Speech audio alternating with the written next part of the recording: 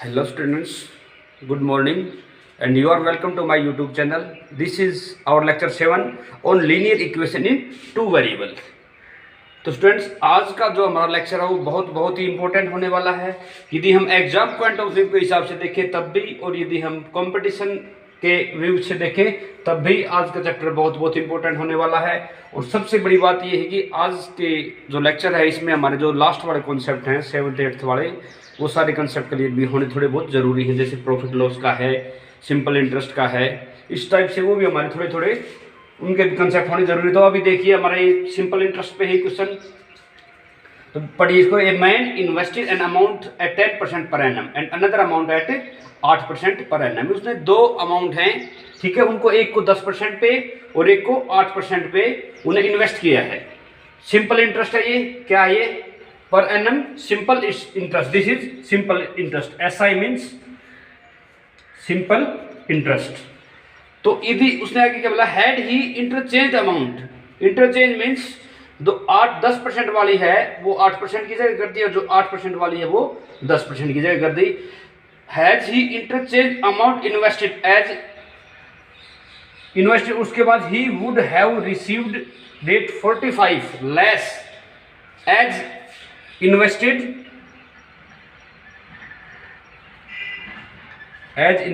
विच is 1305। मतलब जो हमारी क्या है, ये जो लेस वाली अमाउंट है ये क्या है, 1305 है। इस पे इसको प्रॉफिट की कितना इसको ब्याज मिला है, सिंपल इंटरेस्ट 1305। तो इस पे कितना मिलेगा, इससे 45 ज्यादा मिलेगा, तो इसके पड़ेगा 1350 रुपए। विच amount did he invest at the different rate. तो सबसे पहला तो इसमें क्या है हमारा, जो हमने एक बार तो मान लेते हैं कोई चीजों को, जैसे 10% पे कोई मानी है हमने x रुपए जो वैल्यू है, प्रिंसिपल है, वो लेट हमें 10% पे दे दिया। लेट अमाउंट इन्वेस्टेड, अमाउंट मतलब P प्रिंसिपल इन्वेस्टेड एट 10%। तो 10% पे क्या मान लिया हमने, x, and let amount invested at, दूसरी क्या है 8%। तो 8% पे हमने क्या मान ली, y। तो देखिए अभी 10% के पे क्या हमने इन्वेस्ट किया है, x रुपए इन्वेस्ट किए हैं, और 8% पे कितने रुपए इन्वेस्ट किए हमने, y रुपए इन्वेस्ट किए हैं।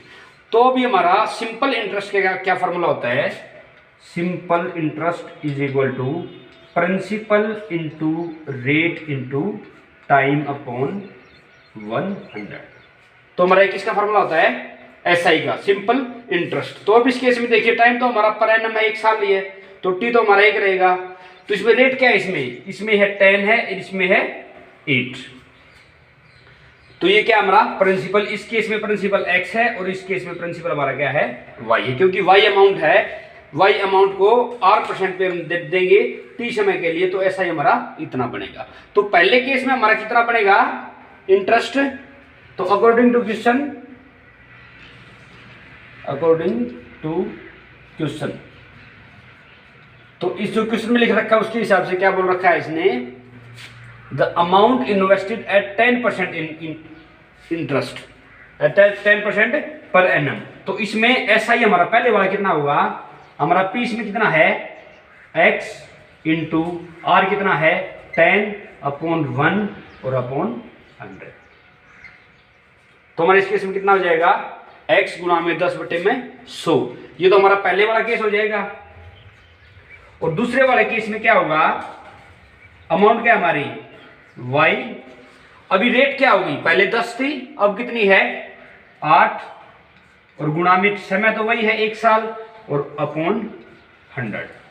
और इन दोनों इंटरेस्ट का सम कितना होगा, जो अगले वाला 1305 है और इससे वाला 1305 से मतलब 45 ज्यादा होगा, 45 प्लस होगा। तो अब इस केस में देखिए हमारा पहले वाला केस क्या है, इन फर्स्ट केस, तो हमारा फर्स्ट केस में क्या हमारा पहला इंटरेस्ट क्या है 10x अपॉन 100। तो ये तो हमने 10% पे इन्वेस्ट की, फिर 8% की प्लस में 8y अपॉन 100 इक्वल टू, इस केस में हमारा कितना आ रहा है 1305 और प्लस में 45। ठीक है, यहीं पर 100 एलसीएम ले लेते हैं, तो 100 एलसीएम ले लेंगे तो हमारा क्या हो जाएगा 100 तो 10x plus 8y equal to 1350 और गुणा में 100। तो मेरी इक्वेशन आ गई, this is our equation first. तो अभी सेकंड केस में हमारा क्या होगा, इनको इंटरचेंज कर दिया इसने, 8 की जगह क्या कर दिया 10 और 10 की जगह क्या कर दिया 8। तो इस केस में हमारा क्या होगा, सेकंड केस में अमाउंट हमारी इंटरचेंज हो गई, तो 8x upon 100 plus 10y upon 100 equal to, इस केस में हमारा कितना इंटरेस्ट मिल रहा है 1305। तो this is equal to 8x plus 10y equal to 1305 गुणा में 100। तो इधर आगे क्या हो जाएगा, ये गुणा में हो जाएगा, ये हमारी इक्वेशन 2 है। अभी हमारी दो इक्वेशन आ गई, ये x में और y में। अब इनको आराम से सोल्व आउट कर लेते हैं। तो इसमें या तो x y को बराबर करो या फिर y को बराबर करो। तो हम ये तो प्रीवियस में हमारे बहुत सारे क्वेश्चंस कर चुके हैं, इसलिए हमारी x और y की क्या वैल्यू आएंगी, इस केस में हमारी x की वैल्यू क्या आएगी equal to 8500 and y equal to 6250 after solving.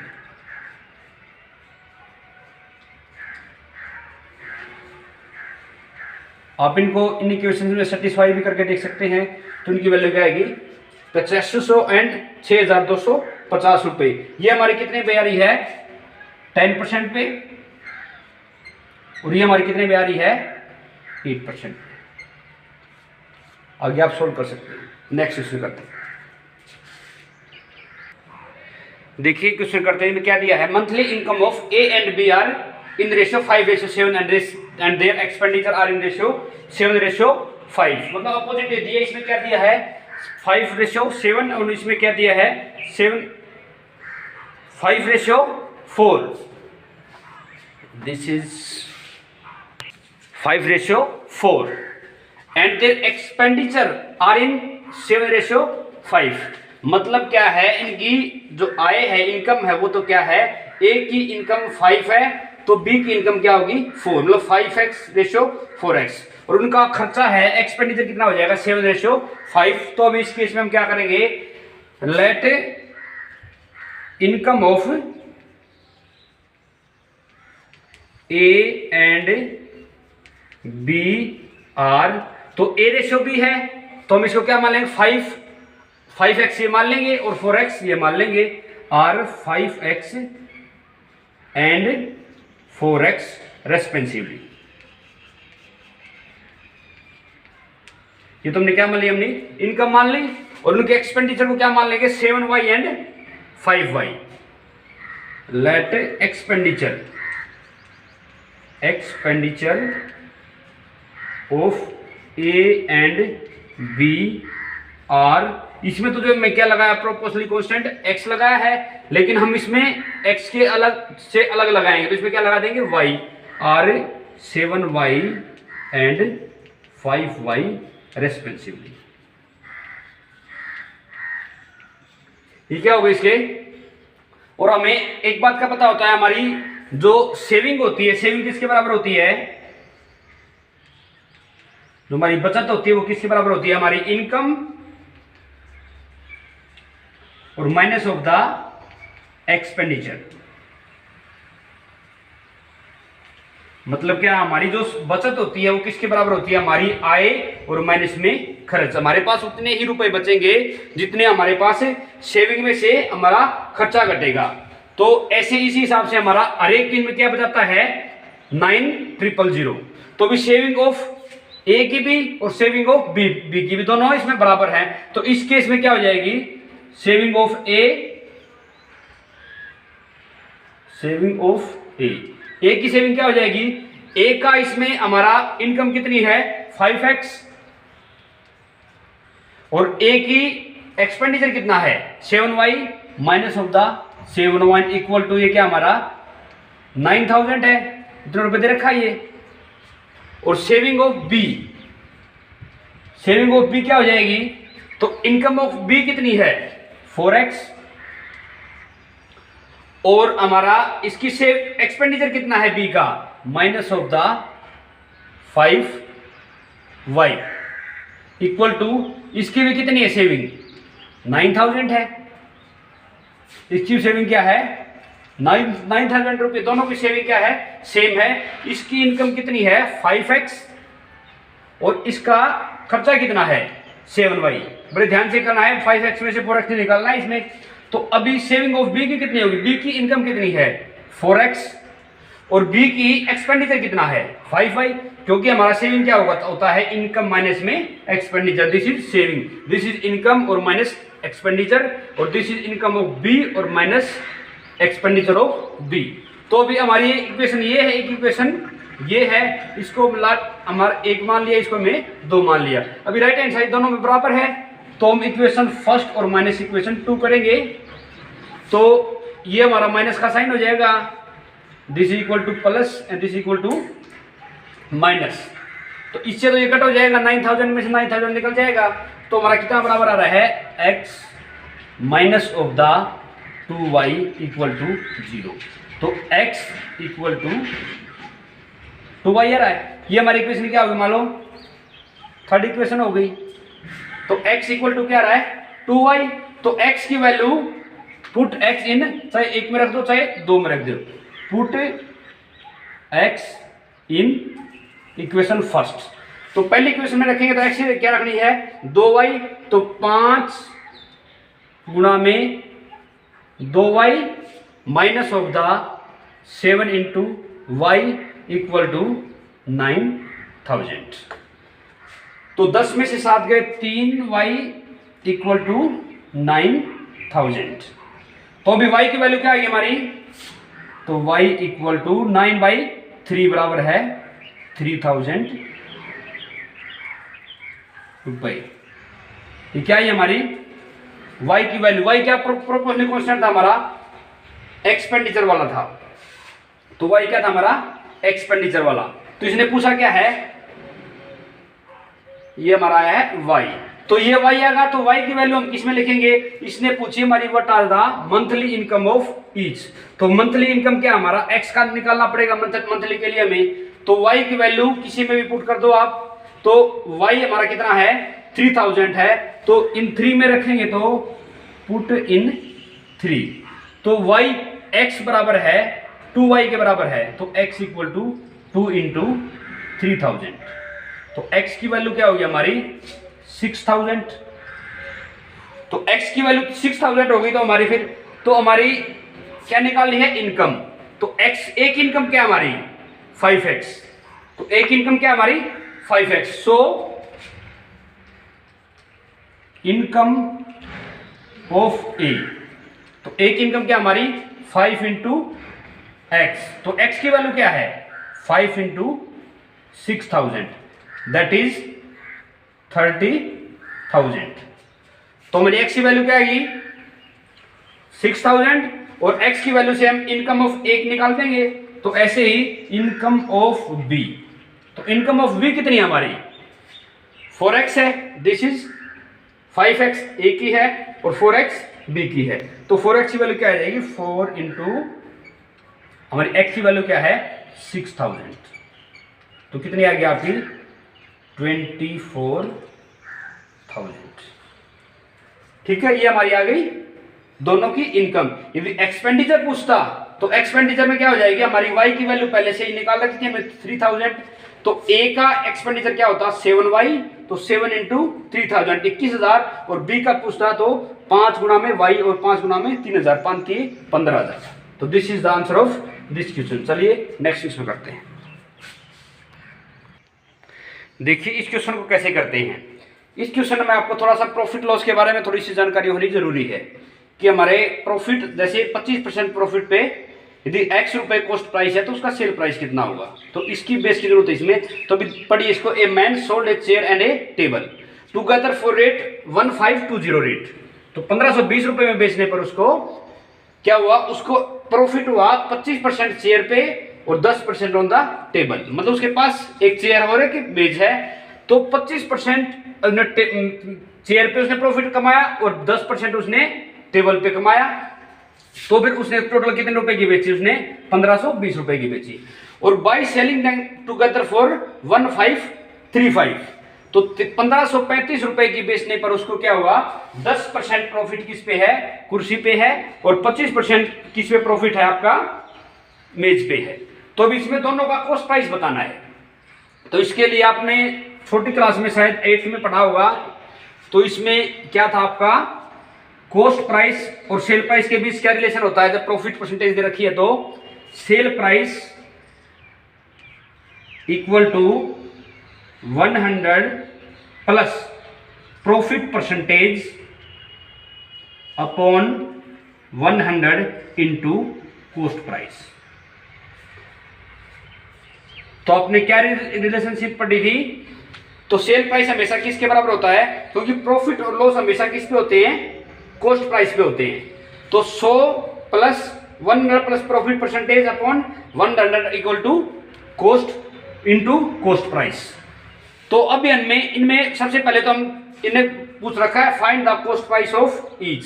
तो हमें चेयर का अलग से और मेज का अलग से एक बार कॉस्ट प्राइस को हम मान लेते हैं। Let cost price of chair, chair का क्या मान लिया हमने, x, और let cost price of table, table का क्या मान लिया हमने, y। तो अभी देखो इसका पहले वाले केस में क्या है, जो 25% है चेयर पे ये प्रॉफिट है, 25% के चेयर पे प्रॉफिट है, तो इसका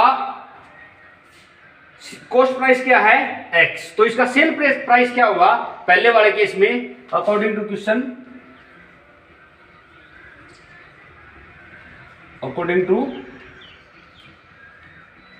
क्वेश्चन हमारा पहले लाइन में देखिए 1520 रुपए में दोनों चीजों को बेचता है वो।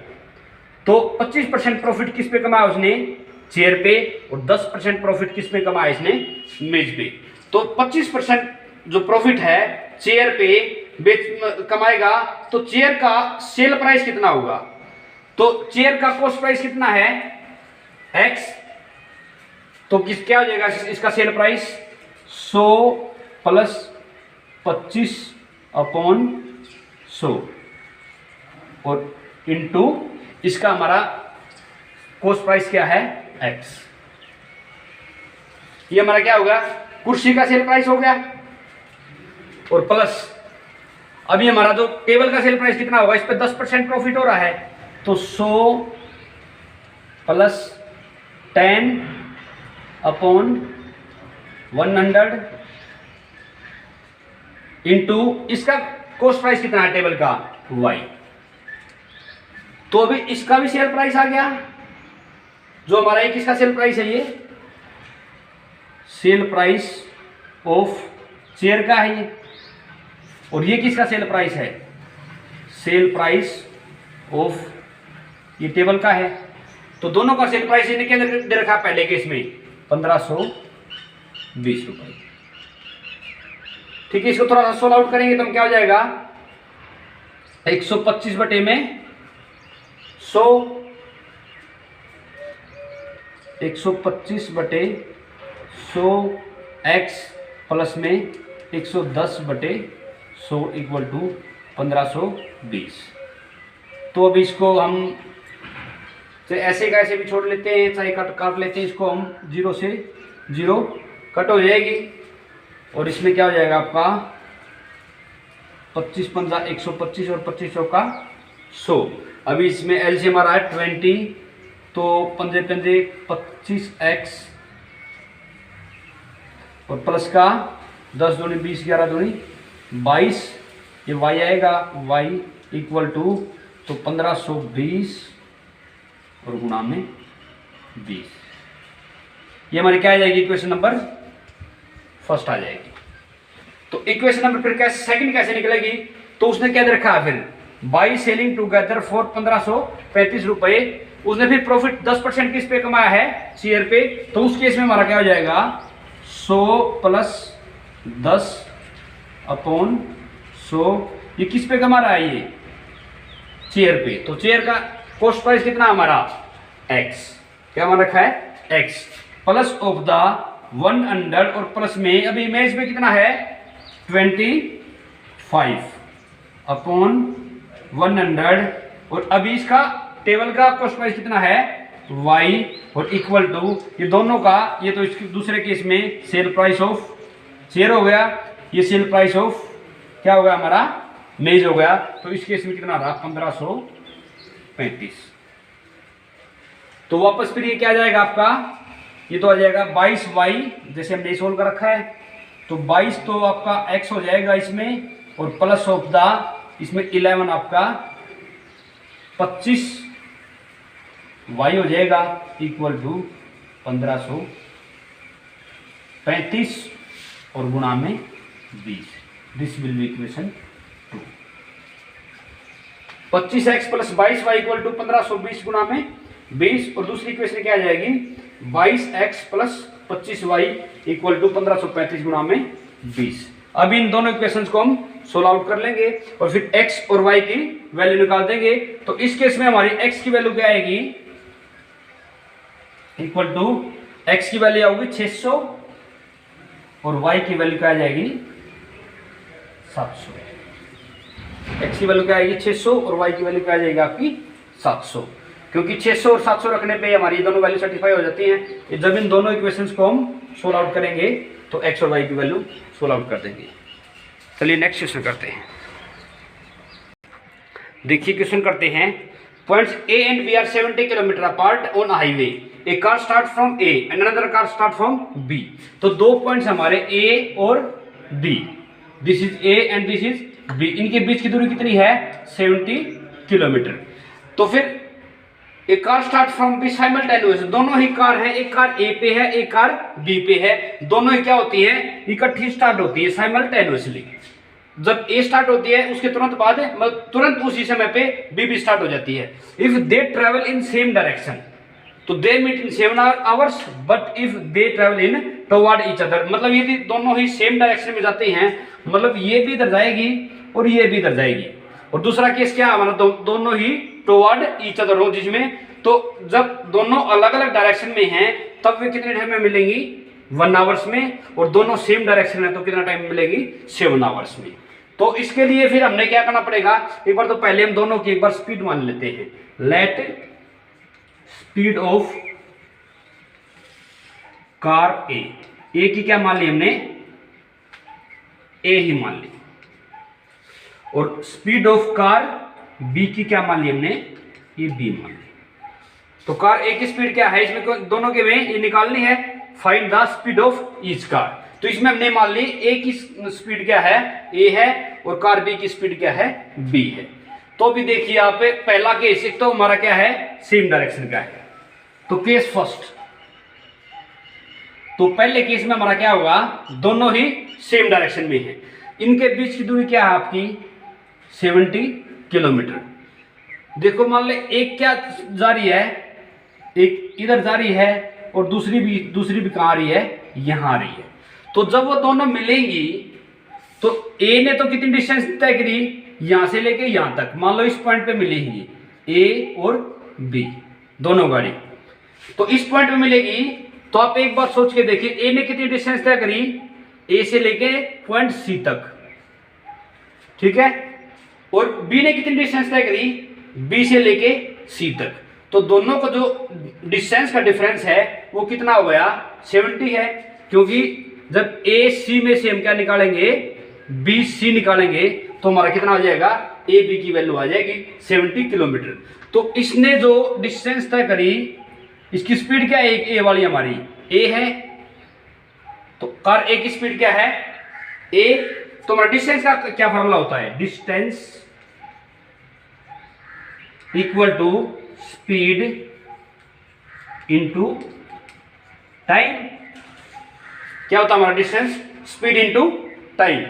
तो अभी देखिए तो ए ने डिस्टेंस तय करी है तय करिए वो कितनी है, वो कितने टाइम बाद मिलते हैं। यहाँ से यहाँ तक आने में कितना समय लगा, 7 आवर्स लगे हमारे। कितने घंटे लगे हैं, 7 आवर्स। तो ये 7 घंटे में ए स्पीड से चल रही है तो डिस्टेंस कितनी तय करेगी, 7a। ये किसने तय करी, ए ने। अभी बी कितनी डिस्टेंस तय करी, ये भी कितने घंटे चली है, 7 आवर्स, तो भी 7 घंटे में चली है। माइनस ऑफ द 7b, जो इसने डिस्टेंस तय करी और ये इसने डिस्टेंस तय करी, तो इसका किसके बराबर है, ये इक्वल टू 70। तो ये हमारा कौन सा केस हो गया, पहला case, a minus B equal to 10, क्योंकि हमारा 7 कॉमन आ जाएगा इसके अंदर से। तो हमारी क्या होगी, इक्वेशन नंबर फर्स्ट हो जाएगी। अभी केस सेकंड कौन सा है हमारा, केस सेकंड में दोनों क्या जा रही हैं, अपोजिट डायरेक्शन में। मान लो ये क्या हमारा ए पॉइंट है और ये क्या हमारा बी पॉइंट है, ठीक है। ए पॉइंट है, बी पॉइंट है, ये इस तरफ आ रही है और ये कहां आ रही है, इस तरफ आ रही है, ठीक है। तो इसने क्या डिस्टेंस तय करी, मान लिया पॉइंट क्या है, सी, इसने तय करी ए सी और इसने क्या डिस्टेंस तय करी हमारी, बी सी, क्योंकि दोनों क्या हमारी टुवर्ड ईच अदर, दोनों एक दूसरे की तरफ अपोजिट डायरेक्शन में आ रही है। इस तरफ आ रही है और ये इस तरफ आ रही है। तो इसमें कितना आवर्स लग रहा है, इसको 1 आवर्स लग रहा है और इसको भी 1 आवर्स लग रहा है, क्योंकि यहाँ पे दोनों मिली ही, ए और बी दोनों यहाँ पे मिली हैं। तो इसमें 1 घंटा इसमें लगा, 1 घंटा इसमें लगा, तो इसने कितनी डिस्टेंस तय करी, तो 1a और दूसरे बी ने कितनी डिस्टेंस तय करी, 1b, क्योंकि 1 घंटे में एक स्पीड से चल रही है, ये भी 1 घंटे में एक स्पीड से चल रही है, तो इक्वल टू ये क्या आ जाएगा, 70। तो a plus B equal to 70। This is our equation 2। तो हम इक्वेशन दो वेरिएबल है, दो हमारे पास इक्वेशन है, तो हम इसको तो सोल्व कर सकते हैं। इसमें आप सोल्व आउट करके करोगे तो आपकी क्या आ जाएगी, a की वैल्यू क्या आ जाएगी आपकी 40 एंड b की वैल्यू क्या आ जाएगी आपकी 30। a की वैल्यू आ जाएगी 30। यदि आप इनको इन इक्वेशंस में पुट करोगे तो आपका आंसर भी सेटिस्फाइड हो जाएगा। This is the answer of this question. And next question करते हैं। देखिए इस क्वेश्चन को कैसे करते हैं, या एग्जाम पॉइंट ऑफ व्यू से भी थोड़ा इंपॉर्टेंट क्वेश्चन है बहुत ज़्यादा। तो a train covers a certain distance at a uniform speed. If train had been 5 kilometre faster it would have taken 3 hours less. क्या बोला है इसने, यूनिफॉर्म स्पीड से चल रही एक ट्रेन, यदि 5 किलोमीटर प्रति आवर फास्टर हो जाती है इसकी स्पीड, तो ये क्या 3 घंटे टाइम कम लेती है, जो शेड्यूल टाइम है उसके हिसाब से। And if the train were slower by 4 kilometre per hour it would have taken 3 kilometre per our more than the schedule time. तो इसमें क्या दे दिया इसने, यदि वो 4 किलोमीटर स्लोअर हो जाती है तो 3 घंटे वो ज्यादा ले लेती है। Find the length of the journey. First of all हमें क्या पता होना चाहिए, हमारी डिस्टेंस किसके बराबर होती है, distance equal to speed into time. क्या होती है, स्पीड इनटू टाइम। तो हमारा इसमें क्या है, डिस्टेंस होती है स्पीड इनटू टाइम। तो इस केस में हमारा क्या है, पहले वाले केस में बोला है 5 किलोमीटर की स्पीड फास्ट हो जाती है तो टाइम कितना लगेगा, 3 आवर्स कम लगेगा। और दूसरे केस में क्या होता है, 4 किलोमीटर यदि हमारी यदि लेस हो जाती है इसकी स्पीड तो हमारा क्या होगा, टाइम 3 आवर्स मोर लगेगा। 4 किलोमीटर कम हो जाती है। तो लेट स्पीड ऑफ ट्रेन, तो स्पीड ऑफ ट्रेन क्या मान ली हमने, एस मान ली, और लेट द टाइम टेकन, ये नॉर्मली है टाइम टेकन, क्या मान लिया हमने, टी। तो इसके हिसाब से हमारी टोटल डिस्टेंस कितनी हो गई, फिर हमारी जर्नी की distance of journey S into time, क्योंकि स्पीड इंटू टाइम क्या होता है, स्पीड इंटू टाइम। तो पहले केस में क्या बोल रहा है, ये स्पीड को क्या कर दिया इसने, 5 किलोमीटर फास्टर कर दिया, तो स्पीड प्लस में 5 इंटू टाइम। तो टाइम क्या होगा इसका, कितना कम लगा इसने, 3 hours less, minus of the 3। तो ये कितनी हमारी डिस्टेंस आ रही है, एस इंटू टी। तो पहले केस में इस दो डिस्टेंस ऑफ जर्नी में क्या किया, इसने स्पीड को 5 बढ़ा दिया तो टाइम कितना लगा, 3 हमारा कम लगा। तो इसको मल्टीप्लाई करेंगे तो एस टी, एस को पहले इसे करेंगे minus of the 3s plus of the 5t and minus of the 15 equal to speed of into time. तो स्पीड टाइम से कट जाएगा तो आपका क्या आ जाएगा, ये -3s plus 5t equal to 15। This is equation first. Speed और टाइम में क्या आ गई हमारी इक्वेशन फर्स्ट आ गई, दो वेरिएबल है स्पीड और टाइम। अभी सेकंड केस में क्या बोल रहा है ये, if the train were slower by 4 kilometre per hour, speed को क्या कर दिया इसने 4 किलोमीटर प्रति घंटा घटा दिया, स्लो कर दिया इसने। तो उसके बाद टाइम कितना ज्यादा लगा उसको, 3 आवर्स मोर। ठीक है, तो पहले केस में क्या था, इसका 5 किलोमीटर फास्टर थी और 3 घंटे कम लगा था। लेकिन इस केस में क्या हमारा जो हमारा इसको स्पीड को कम कर दिया, कितना किया हमारा 4 किलोमीटर प्रति आवर्स, और 3 आवर्स हमारे क्या लग रहे हैं, ज्यादा लग रहे हैं। तो हमारी डिस्टेंस इक्वल टू क्या है, स्पीड इनटू टाइम। तो इस केस में क्या हो जाएगा, S T plus of the S का 3 के साथ करेंगे 3s माइनस ऑफ द 40 और minus of the 12 equal to speed into time. S T से एस टी कट हो रहा है तो 3s minus of the 40 equal to 12। This is equation 2। This is our equation 2। तो हम हमारी इक्वेशंस को सोल्व करेंगे तो हमारी क्या आ जाएगी, स्पीड की वैल्यू भी आ जाएगी और टाइम की वैल्यू भी आ जाएगी। तो इस केस में हमारे एक बार थोड़े से ऐड कर लेते हैं इसको, 1 प्लस में 2 तो -3s plus 5t equal to 15। इसे कट हो जाएगा तो ये क्या आ जाएगा, t इक्वल टू 15 और 12 क्या हो जाएगा 27। तो इसकी वैल्यू को हम किसी भी इक्वेशन में रख देंगे तो हमारी क्या वैल्यू आ जाएगी, हमारी s की वैल्यू आ जाएगी।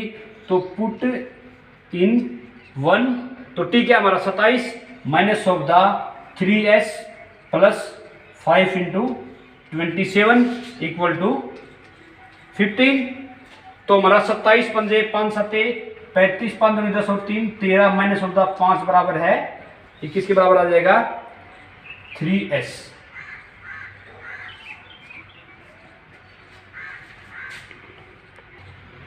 तो ये हमारा क्या आ जाएगा 135, सॉरी 5 की जगह 15 आएगा ये, क्योंकि इधर आगे 15 हो जाएगा। तो s इक्वल टू क्या आ जाएगा आपका 40। s क्या आएगा हमारा 40। तो हमारी डिस्टेंस क्या हो जाएगी, स्पीड इनटू टाइम। तो स्पीड हमारी क्या है 40 है और हमारा टाइम कितना है 27। तो हमारी डिस्टेंस कितनी हो जाएगी इस केस में, तो जर्नी की हमारी डिस्टेंस कितनी हो जाएगी, डिस्टेंस इक्वल टू 27 और गुणा में 40 बराबर है 1080 kilometre. This is answer of this question. Next question करते हैं। This is the last question of our video. तो इस क्वेश्चन को करते हैं, कैसे करते हैं देखियो।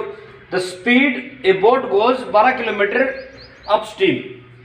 तो 12 किलोमीटर का ये डिस्टेंस है और 40 किलोमीटर डाउन स्ट्रीम है और 8 आवर्स में जाती है। तो यदि वो 16 किलोमीटर अप स्ट्रीम में जाए और 32 किलोमीटर डाउन स्ट्रीम में जाए तो वो क्या टाइम लेती है, सेम टाइम लेती है in the same. Find the speed of boat in still water.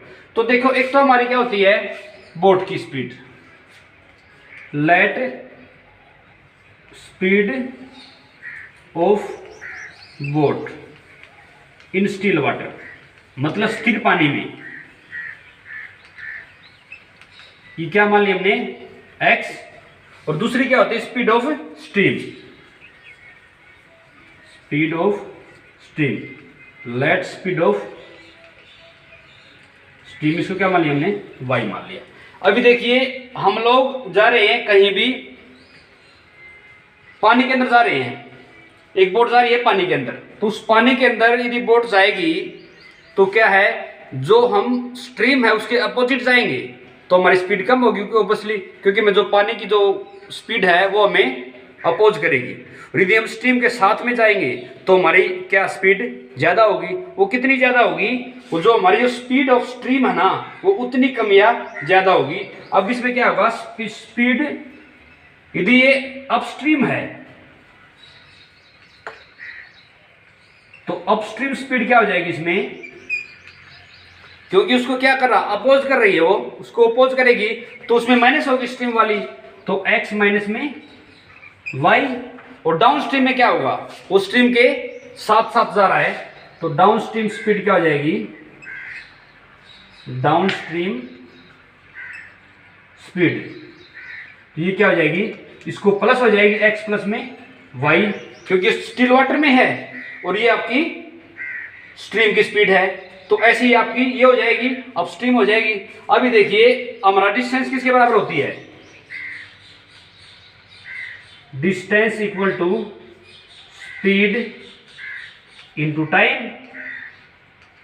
Distance क्या होती है, स्पीड इंटू टाइम। तो ऐसे ही हमारा क्या आ रहा है, टाइम में बता रहा है, ये 8 घंटे में पहुंचती है, 12 किलोमीटर अपस्ट्रीम जा रहा है और 40 किलोमीटर कितना जा रहा है, डाउन स्ट्रीम में जा रहा है, तो इसमें कितना आवर्स लग रहे हैं, 8 घंटे लग रहे हैं, और 16 अपस्ट्रीम और 32 डाउन स्ट्रीम में कितना टाइम लग रहा है, इसको सेम टाइम लग रहा है। तो इसमें टाइम किसके बराबर हो गया, टाइम इक्वल टू डिस्टेंस और अपॉन स्पीड। टाइम क्या है, डिस्टेंस अपॉन स्पीड। तो अभी देखिए पहले केस में, तो केस फर्स्ट, तो इस केस में क्या रहा हमारा, ए बोज गोज 12 किलोमीटर, 12 किलोमीटर क्या है, ये डिस्टेंस है, और इसमें हमारी स्पीड क्या है, ये क्या हमारी अपस्ट्रीम है, तो अपस्ट्रीम में हमारी स्पीड क्या है, x माइनस वाई, तो 12 upon x minus y, distance upon speed, ये हमारा टाइम है, तो प्लस अभी दूसरी बार हमारा डिस्टेंस कितनी है, 40 अपॉन, अब ये क्या हमारी डाउन स्ट्रीम है, तो डाउन स्ट्रीम की हमारी स्पीड कितनी है, x प्लस वाई, तो इसका टाइम और प्लस में इतने किलोमीटर जाने में, इसको टोटल टाइम कितना लग रहा है, 8 आवर्स, 8 आवर्स लग रहे। ये हमारा केस फर्स्ट है, और हमारा केस सेकंड में क्या होगा, हमारा 16 किलोमीटर कितना जा रहा है अपस्ट्रीम, तो डिस्टेंस हमारी कितनी होगी, 16 अपस्ट्रीम की स्पीड कितनी है, x माइनस वाई, अभी प्लस ये दूसरा कितना है, 32 किलोमीटर जा रहा है, तो किस में जा रहा है, ये डाउन स्ट्रीम में, तो डाउन स्ट्रीम में होना कितनी है, x प्लस वाई, और टाइम सेम लग रहा है। ये हमारी x और y में क्या आ गई, हमारी दो इक्वेशन आ गई, तो हम इसको सोल्व आउट कर सकते हैं। इसको क्योंकि हमारे नीचे हैं, इसको सोल्व करने के लिए हम let x minus y equal to a and x plus y equal to b मान लिया, sorry x minus y equal to 1 upon x minus y equal to a, और 1 upon x plus y equal to क्या मान लिया हमने, b। तो इस case में हमारा पहले वाली इक्वेशन क्या हो गई, तो 12a plus 40b equal to 8, और दूसरे केस में क्या हो गई हमारी 16a plus 32b equal to 8। तो हमारी ये होगी इक्वेशन फर्स्ट, ये होगी इक्वेशन 2। अब इनको सोल्व आउट कर लेंगे, इसको 1 माइनस 2 करेंगे तो हमारा क्या जाएगा, 8 से 8 कट जाएगा इसमें, तो इसमें minus minus minus minus of the 4a, और इसमें minus of the 4a equal to, ये क्या हो जाएगा, माइनस ऑफ द 32, 40 में से 8b, तो क्या आ जाएगा, a इक्वल टू 2b आ गया। तो a की वैल्यू इसके अंदर रखेंगे, किसी के अंदर रख लेंगे a की वैल्यू, तो a इक्वल टू 2b है, तो 12 गुणा में 2b प्लस में 40b इक्वल टू 8, 12 दूनी 24, तो 24 और 40 कितना हो गया, 50, 60, 64, तो b की वैल्यू कितनी आ गई, 8/64, दैट इज 1/8। b की वैल्यू 1/8 आ गई, तो a की वैल्यू क्या हो जाएगी, 1/2 इंटू 1/8, तो 1/4। This is value of a and b। तो value of a and b आ गई, तो हमारी a की वैल्यू किसके मानी थी, 1 अपॉन, ये हमने मानी थी x माइनस वाई के बराबर, तो a की वैल्यू हमारी होगी x माइनस वाई, तो x माइनस वाई किसके बराबर हो गया, 4, तो x minus y equal to 4 और हमारे बी क्या माना था x प्लस वाई, तो x प्लस वाई हमारा कितना आ गया 8, तो x प्लस वाई हमारा कितना आ गया। तो इनको सोल्व आउट करेंगे तो x की वैल्यू क्या आएगी 6 और y की वैल्यू क्या आ जाएगी 2। तो हमारे 6 क्या मानी थी हमने, सॉरी x क्या माना था हमने स्पीड ऑफ बोट, तो स्पीड ऑफ बोट कितनी है हमारी 6 एंड स्पीड ऑफ वाटर क्या हमारी जो हमने y मानी थी, तो स्पीड ऑफ वाटर कितनी हमारी 2। This is the answer of this question. And इसी वीडियो के साथ हमारा आज का लेक्चर फिनिश करते हैं। Please subscribe and like my videos for more updates and thanks for watching.